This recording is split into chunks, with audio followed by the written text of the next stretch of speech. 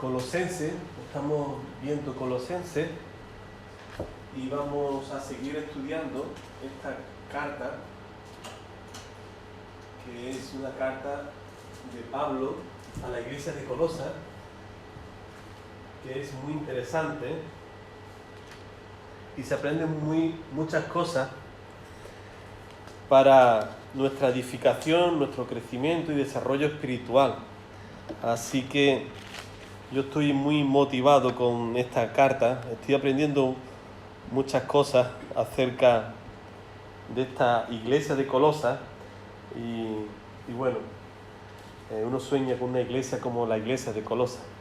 Vamos a orar una vez más al Señor para que el Señor bendiga su palabra en nuestros corazones. Amén. Vamos a orar. Señor, te seguimos adorando.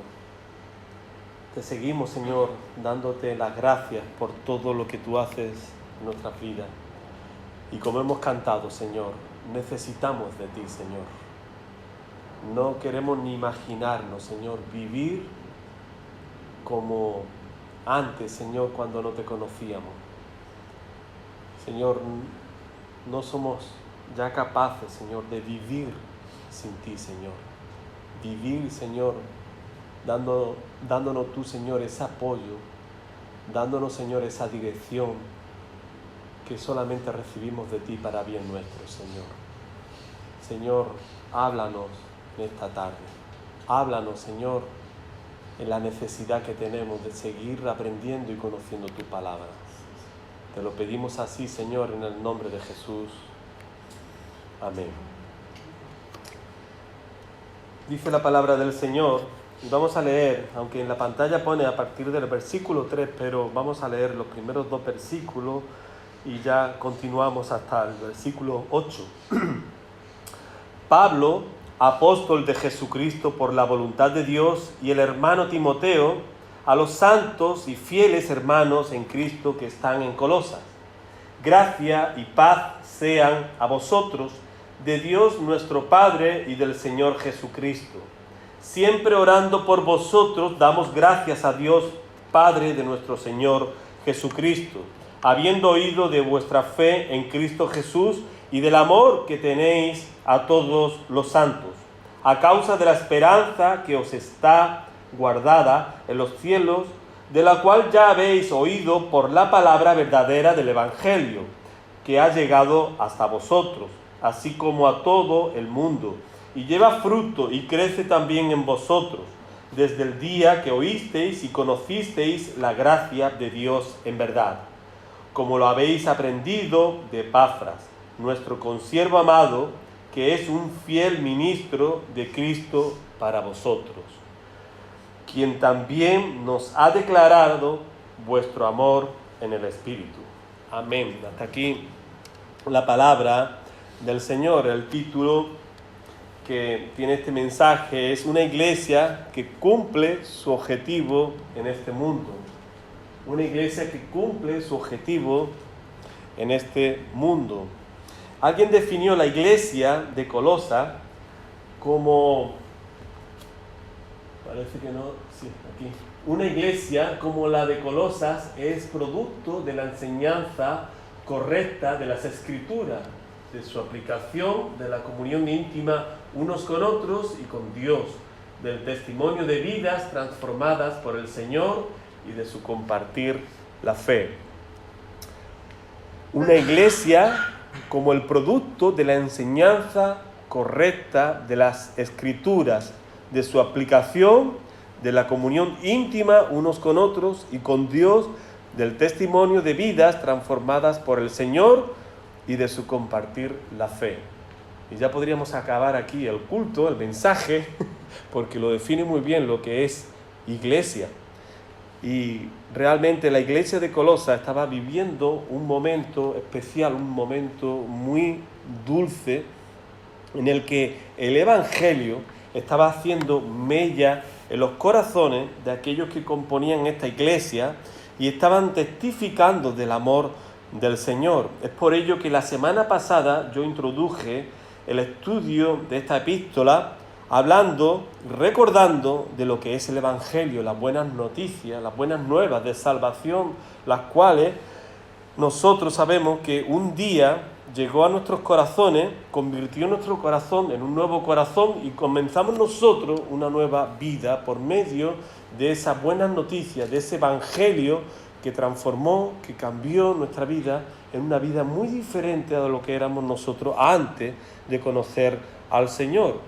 Hermanos, recordando un poco acerca de la autoría de esta carta, nosotros dijimos que era Pablo el que estaba escribiendo, y Pablo se presenta también con Timoteo, y las primeras palabras que Pablo habla es apóstol de Jesucristo por la voluntad de Dios. Pablo, apóstol de Jesucristo por la voluntad de Dios. Hermano, tenemos que recordar lo que hablamos también el domingo pasado, de que Pablo no conocía esta iglesia cuando escribió esta epístola. Pablo había escuchado de las buenas noticias de esta iglesia y él explota de gozo, de alegría, sin conocer a estos hermanos, y le escribe esta epístola. Y claro, escribiendo esta epístola, lo primero que se le ocurriría a Pablo sería: cuando le llegue esta carta que yo voy a escribir, muchos no me conocen a mí. Entonces, yo tengo que escribir que yo soy apóstol, y no por mi propia cuenta, sino que soy apóstol de Jesucristo por la voluntad de Dios, que me ha escogido para ser apóstol. Y si nosotros recordamos el término de apóstol, es enviado. ¿Enviado para qué? Para llevar, para compartir, para proclamar el evangelio de salvación. Hermano, y dice, por la voluntad de Dios. Es Él el que nos llama, es Él el que nos elige a nosotros, es Él el que nos da el talento, la habilidad para hacer lo que Dios desea que nosotros hagamos para su gloria. Hermano, y en el versículo 2 dice, a los santos y fieles en Cristo que están en Colosas. Hermanos santos, la mayoría de nosotros, porque tenemos una distorsión de este término que nos ha llegado mal por otras instituciones, pensamos de que santo es alguien que ha alcanzado la perfección, ¿verdad? Pero esto no es así. Lo que se está refiriendo aquí con santo es un estado de santidad en el que nosotros nos separamos, nos apartamos de estar en otro sitio para estar buscando de la presencia del Señor.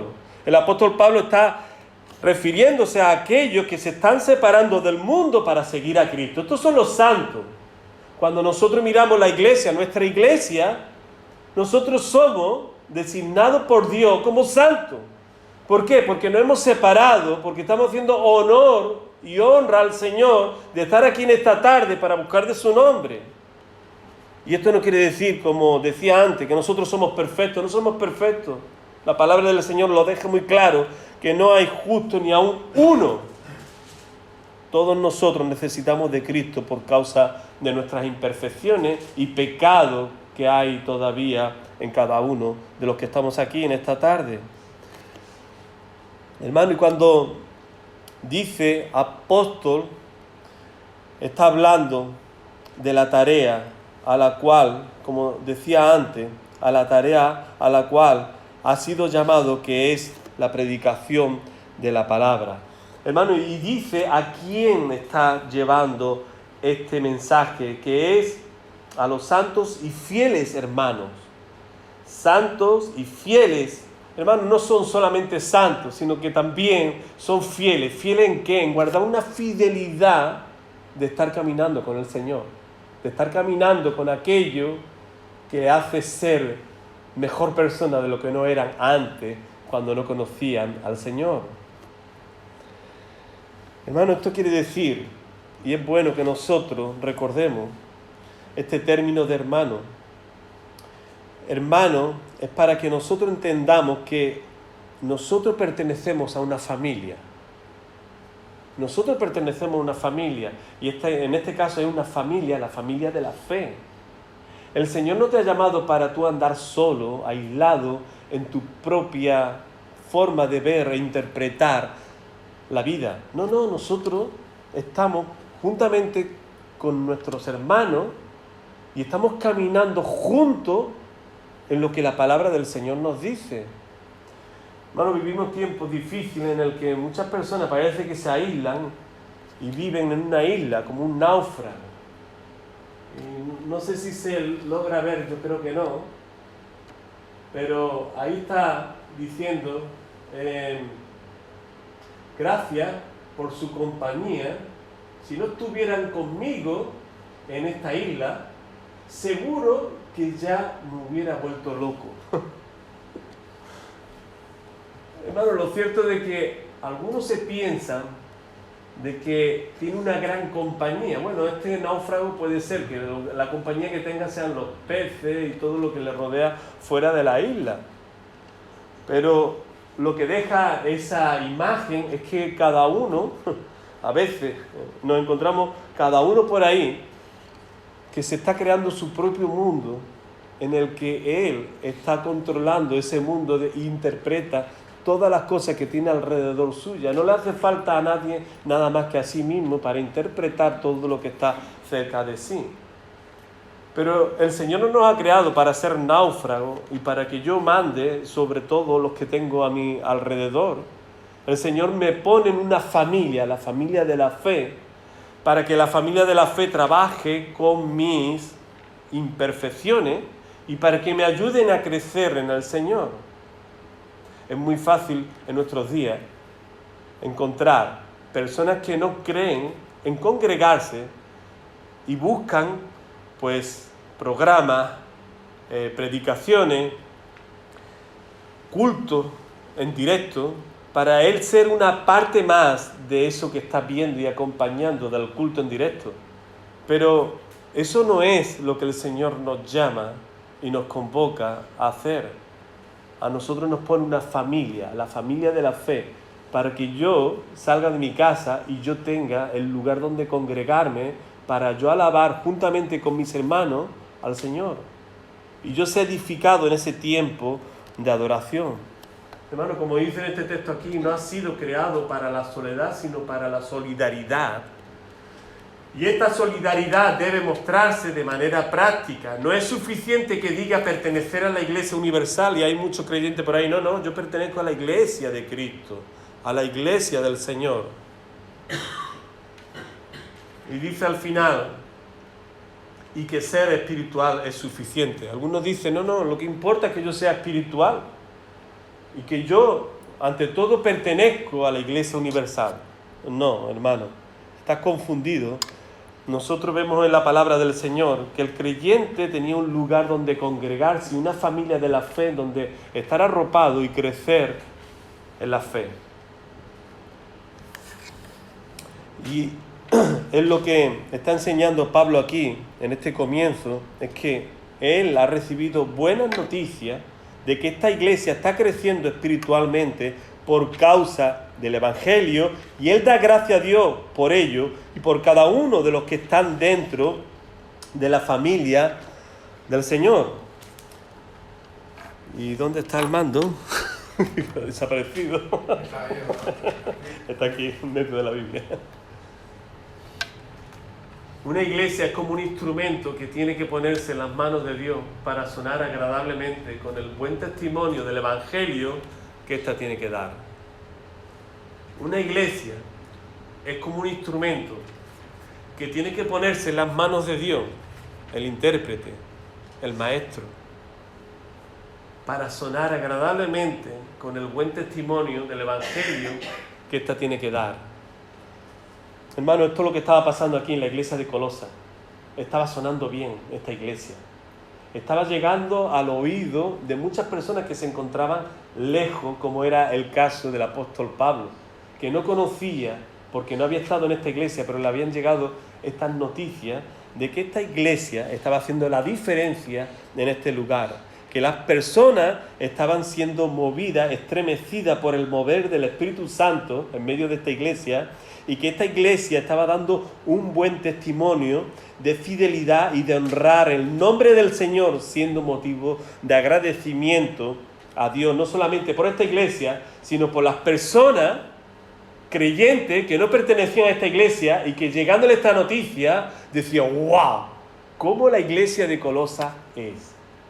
¿Cómo los hermanos se comportan ¿Cómo nos llegan estas noticias tan buenas y tan agradables de cómo esta iglesia está buscando del Señor? Hermano, 3 puntos importantes que nosotros podemos ver aquí y que tenemos que tomar para nosotros y vamos a estudiar y ver en esta tarde. Primeramente, el apóstol Pablo da gracias por los frutos del evangelio que esta iglesia está dando, y lo vemos en los versículos del 3 al 5. En el versículo 6, el apóstol Pablo está dando gracias por el crecimiento del evangelio y del evangelio, de lo que está dando de sí cada uno de manera personal y singular dentro de la iglesia y fuera de la iglesia como tal. Y dar gracias por los embajadores del evangelio, nombrando aquí a Epafras. Nosotros podemos estar acordándonos también de otros siervos que han estado siempre predicando la palabra del Señor y siguen predicando al día de hoy la palabra de Dios. Hermano, primer punto, dar gracias por los frutos del evangelio. Pablo agradece a Dios por cómo esta iglesia se había separado del pecado, y dijimos que es así, pues, como dice el apóstol Pablo, da gracias a Dios, que es el único digno y admirable por la intervención salvífica en el corazón del pecador, para que éste cambie su trayectoria y ande de acuerdo a la palabra del Señor, considerando el mover de Dios en el corazón de uno. Si nosotros estamos aquí en esta tarde, ha sido porque Dios ha ido a tu encuentro, Dios ha convertido tu corazón, Él ha hecho una obra de cambio, de transformación, para que tú te estés dando cuenta, o te hayas dado cuenta en el momento que el Señor vino a tu corazón, para tú dar gracias al Señor por esta gracia que intervino en tu corazón. Hermanos, y nosotros nos acordamos de Efesios capítulo 2, versículos 8 y 9, por gracia sois salvos por medio de la fe, y esto no de vosotros, pues es don de Dios, no por obra, para que nadie se gloríe.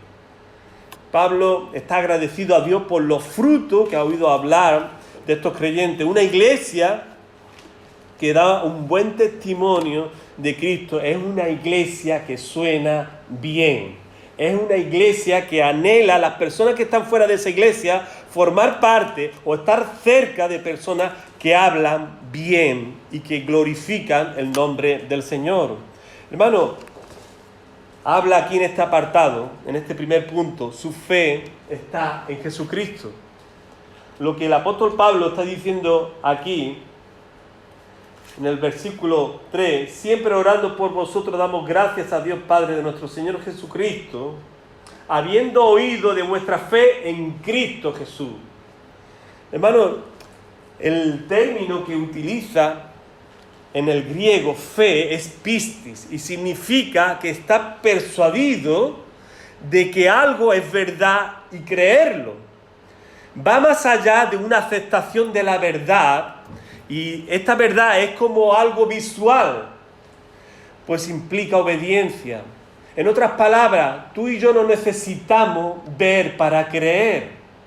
Nuestra fe nos lleva a decir, no, para mí lo más importante, lo primario, lo que hace con que yo esté aquí en esta tarde, es que yo creo.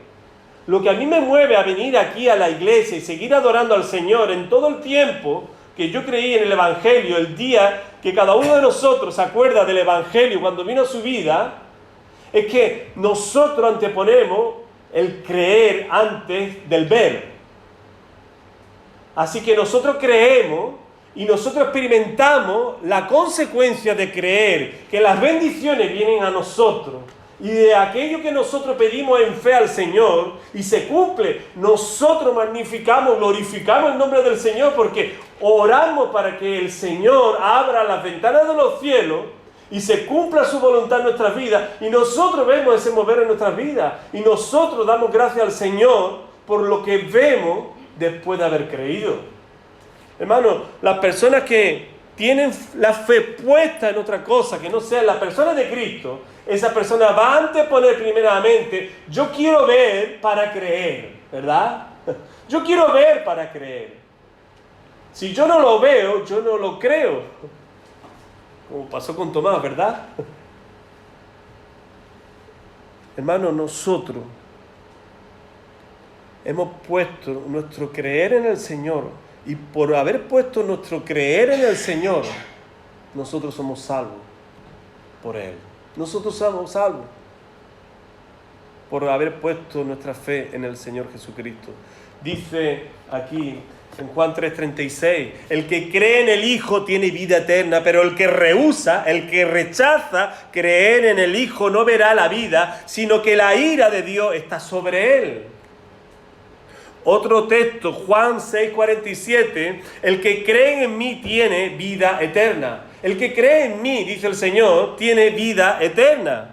Hermano, y para definir y completar en pocas palabras la definición de fe, no hay versículo mejor que este, que todos conocemos también, que es Hebreos 11:1, en el que dice, es pues la fe, la certeza de lo que se espera y la convicción de lo que no se ve.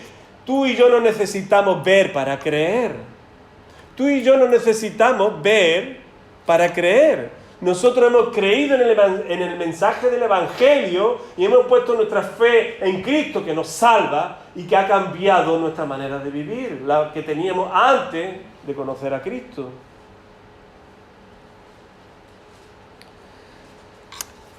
Hermano, el objetivo de la fe es dónde estás poniendo tu fe al día de hoy. Ah, pero si yo soy creyente, yo soy cristiano. Hermano, no importa. Nosotros siempre somos tentados y arrastrados para poner nuestra fe y cambiar nuestra fe de la persona de Cristo a otra cosa que nos ofrecen en el mundo. Nosotros siempre somos tentados por el enemigo para que tu fe no la sigas poniendo en Cristo y la ponga en otra cosa. Y poniéndola en otra cosa, se ha succionado, se ha arrastrado para perder la comunión con Dios. Alguien dijo así, cualquier definición de fe queda incompleta si no se toma en consideración su objetivo, en este caso, Cristo. Y solamente Cristo tiene que estar puesta nuestra fe. Agárrate a Cristo. Charles Spurgeon ilustró una historia muy importante para considerar este aspecto de la fe. Y él, en una de las predicaciones, compartió, hablando de una historia en el que habían dos hombres en una embarcación, y en esa embarcación, en ese barco, fue azotada por una gran tormenta, y se fue como deshaciendo esa embarcación, y cada uno fue echando mano a cualquier trozo de madera que pudiera pillar para estar manteniendo su cabeza a flote. Gente que estaban en la orilla y viendo el desespero, que estaban luchando entre la vida y la muerte para salvarse de ese momento tan angustioso, los de la orilla empezaron a tirarle una cuerda. Uno de ellos hizo todo lo posible para agarrar de esa cuerda, y cuando la agarró fue cogida o fue llevado por todos los que estaban tirando de la cuerda para traer a esa persona a tierra firme. Pero el otro, decía Spurgeon, el otro veía como la cuerda le llegaba al lado, la recogía, la volvían a tirar para que le llegara lo más próximo, pero este no quería soltar lo que tenía de madera, con las dos manos apretaba a tal punto de que se agarró ignorando la cuerda que le estaban tirando. Al final de esta historia dice que no supieron más de este porque fue arrastrado hasta desembocar una catarata y ya no supieron más de él. La fe representa la cuerda que desde la orilla nos une a Cristo, brindándonos seguridad. Agarrarse a la madera representa poner la confianza en otros mecanismos de este mundo. Yo no sé en qué punto te encuentras tú en esta tarde. No sé si estás agarrándote a Cristo o por el contrario estás dejando de agarrarte a Cristo para agarrarte a otra cosa en este mundo. Cuidado, hermano, hermana. Cuidado, donde te estás agarrando, donde estás poniendo tu confianza, donde estás poniendo tu fe, porque esto te va a separar de Cristo.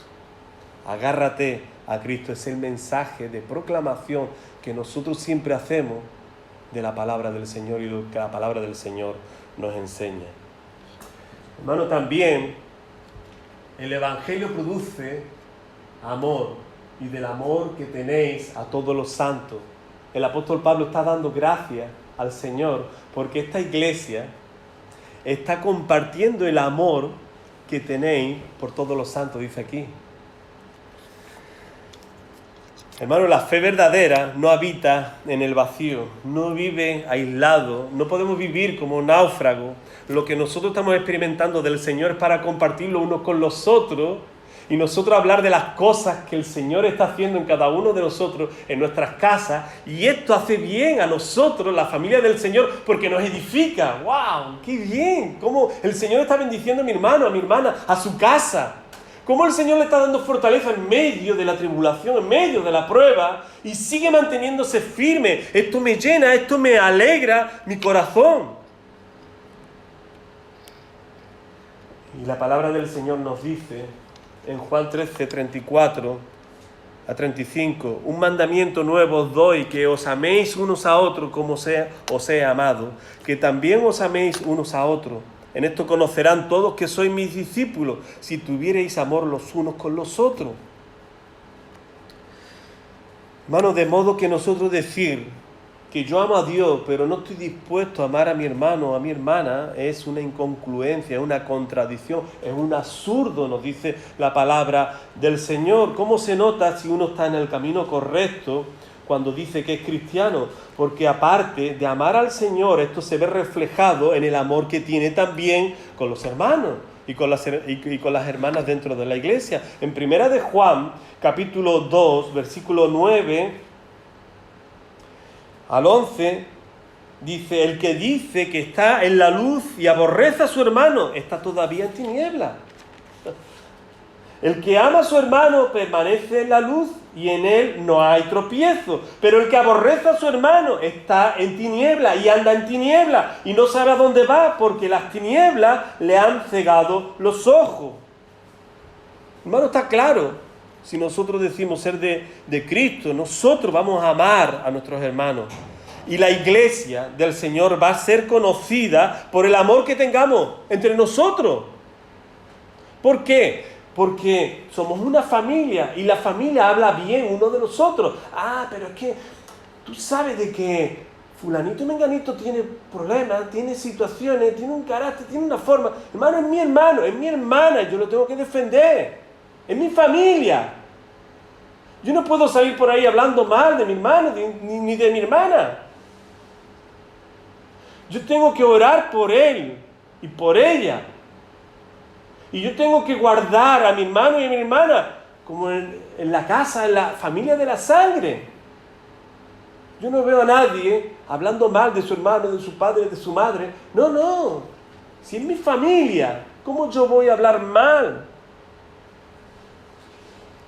Hermano, y no solamente el testimonio para nosotros y para las personas de fuera, sino que también la persona que entra por la puerta, conociendo el testimonio de cada uno de nosotros que estamos aquí, va a entrar y tiene que ver ese amor que nosotros le demos a esa persona que está entrando por la puerta de nuestra iglesia.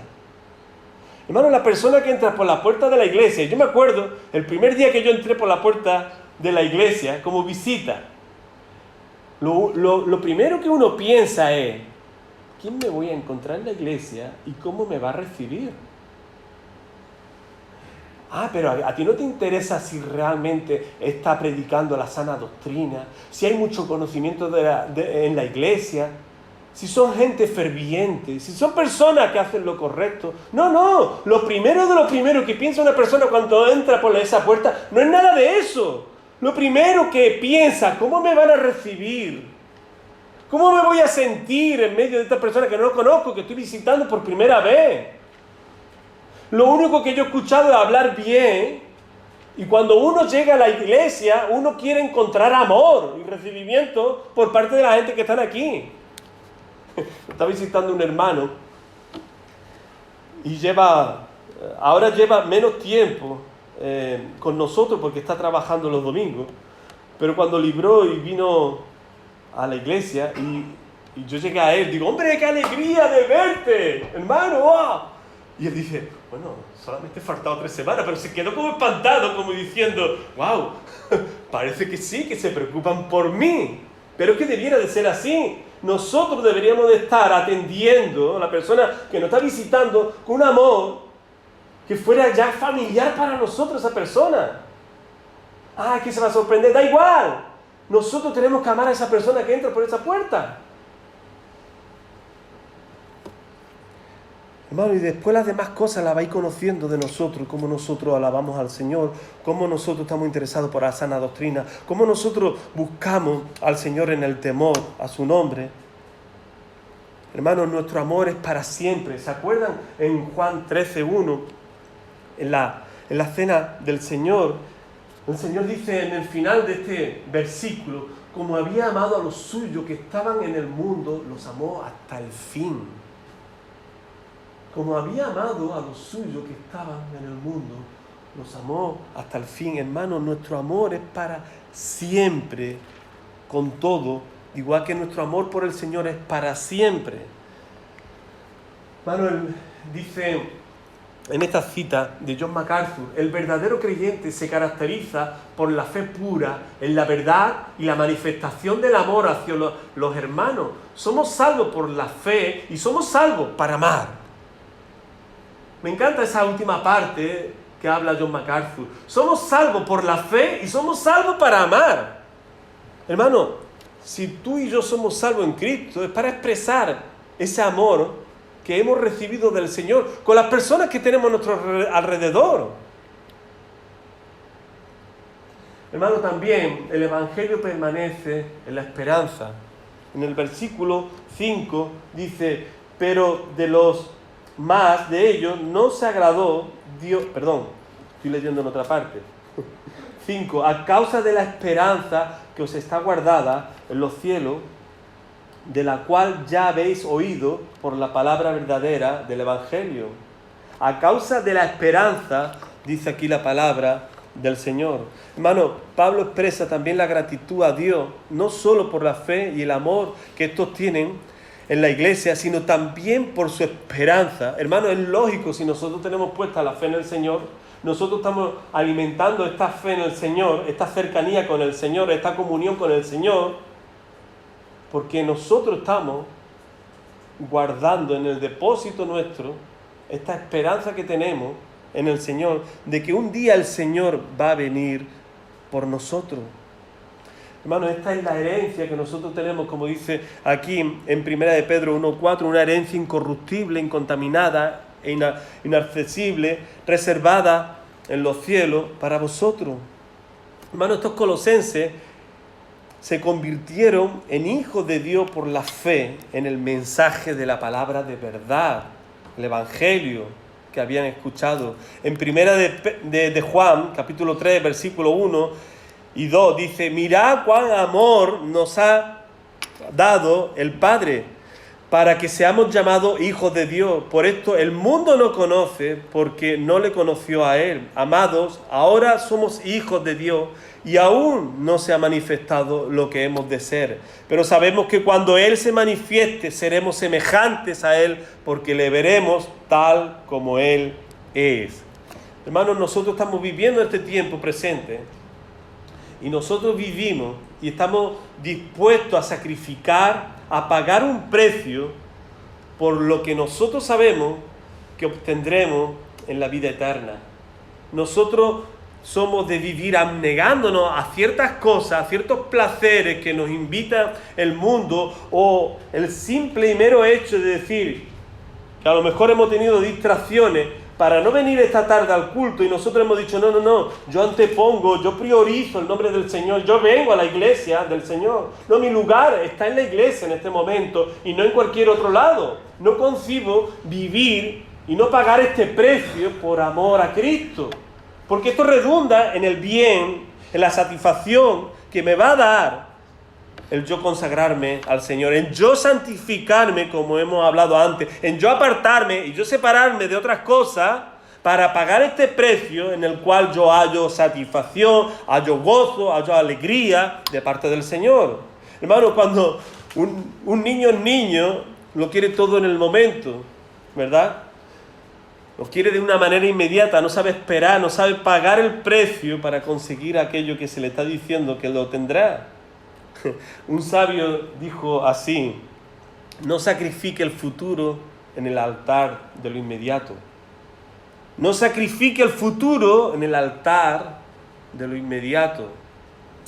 Hermano, el cristiano debe estar dispuesto de despojarse de la gloria presente, de la comodidad y la satisfacción del mundo actual, con mira a disfrutar de la gloria futura que tiene en Cristo. Hermano, tenemos que pagar el momento para disfrutar después más tarde.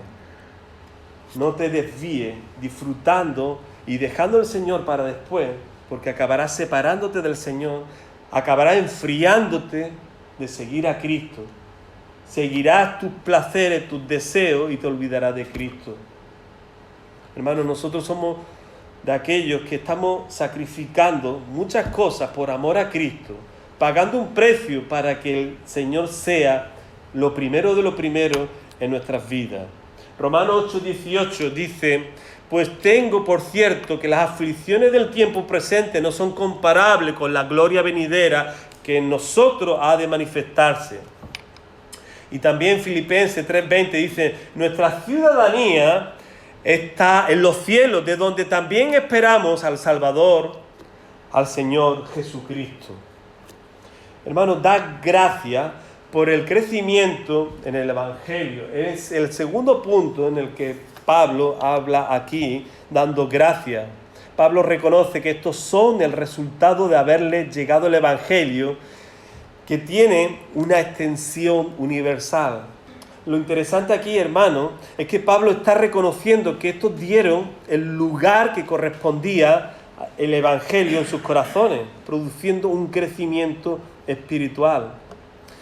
Hermano, la palabra de Dios dice que en medio de muchos que predicarán el Evangelio, miremos bien, analicemos bien lo que se predica y tengamos cuidado de lo que nosotros estamos escuchando. Eso pasó en aquel entonces y pasa y sigue pasando al día de hoy. ¿Cómo se distingue un buen profeta de un falso profeta? Bueno, la palabra del Señor dice aquí, y entiéndame bien, un profeta en nuestros días es el que predica la palabra del Señor. El profeta son los pastores los que predican la palabra del Señor. Hermano, en este tiempo el Señor dijo así: por sus frutos lo conoceréis. ¿Acaso se recogen uvas de los espinos o higos de los abrojos? No puede el buen árbol dar malos frutos, ni el árbol malo dar frutos buenos.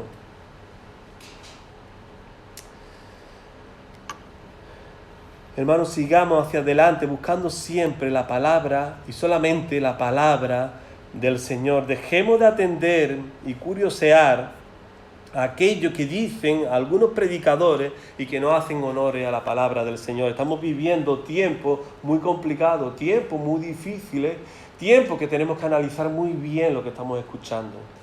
Y tercero y último, y aquí acabo, dar gracias por los que predican el Evangelio. El que el apóstol Pablo nombrase aquí a Epafras, como nosotros estamos viendo en el versículo 7, como lo habéis aprendido de Epafras, nuestro consiervo amado, que es un fiel ministro de Cristo para vosotros, quien también nos ha declarado vuestro amor en el Espíritu. Hermano, Epafras, hay muchos Epafras al día de hoy en nuestras iglesias, en la iglesia universal, y nosotros tenemos que dar gracias por aquellos predicadores que el Señor levanta en medio de sus iglesias para estar compartiendo, enseñando, predicando la palabra del Señor. No nos podemos olvidar. Hermano, este es el medio que el Señor ha escogido para que el pecador se convierta. Hermano, no he puesto los últimos puntos, pero los cito. Hermano, lo que nosotros vemos de que el Señor ha equipado a su iglesia para esta labor. La iglesia tiene que predicar el Evangelio. ¿Y por qué lo tiene que predicar? Porque a Dios le ha placido que este sea el medio de gracia por el cual el pecador se convierta al Señor. Como dice en 1 Corintios, capítulo 1, versículo 21, es por la locura de la predicación que el pecador, escuchando la palabra del Señor, va a ser convertido por esa obra del Espíritu Santo. Hermano, y también si nosotros no lo hacemos, esa persona se va a quedar sin escuchar la palabra del Señor. Dice en Romanos 10:14, ¿cómo pues invocarán a aquel en el cual no han oído? ¿Y cómo creerán en aquel de quien no han oído? ¿Y cómo oirán sin haber quien les predique? Hermano, tienes oportunidades de compartir el Evangelio. Pídele al Señor que te muestre cómo compartir con la persona que tienes cerca de ti, ya sea en el trabajo, ya sea vecino, vecina, pero que te dé oportunidad para poderle compartir de las buenas de salvación como un día hicieron contigo. Estos son los 3 puntos. Dar gracias por los frutos del Evangelio. Nosotros debemos también dar gracias por los frutos del Evangelio que se producen en cada uno de nosotros y también en la historia de nuestra iglesia hasta el día de hoy. Dar gracias por el crecimiento en el Evangelio. Dar gracias por aquellos que predican la palabra del Señor. Amén. Vamos a orar. Señor, te damos las gracias. Te alabamos, Señor, porque tu palabra nos enseña a ser agradecidos contigo, porque tú eres, Señor, el que mueve los corazones, el que convierte los corazones. Tú eres, Señor, el que estás tratando, Señor, con nuestros corazones, Señor, y también con aquellos que le tenemos predicado tu palabra, Señor. Te rogamos que tú nos sigas dirigiendo y ayudando en tu Santo Espíritu a hacer lo que a ti te place, lo que exalta tu nombre de gloria, Señor. Señor, no queremos vivir separados de este mundo, Señor. Tú nos has puesto en este mundo para predicar tu palabra, Señor, y para ser luz y sal en este lugar. Ayúdanos, Señor, a hacerlo, porque deseamos, Señor, que tu pueblo te conozca, Señor. Señor, que nosotros seamos de hablar y no callar. Te lo pedimos así, Señor, en el nombre de Jesús.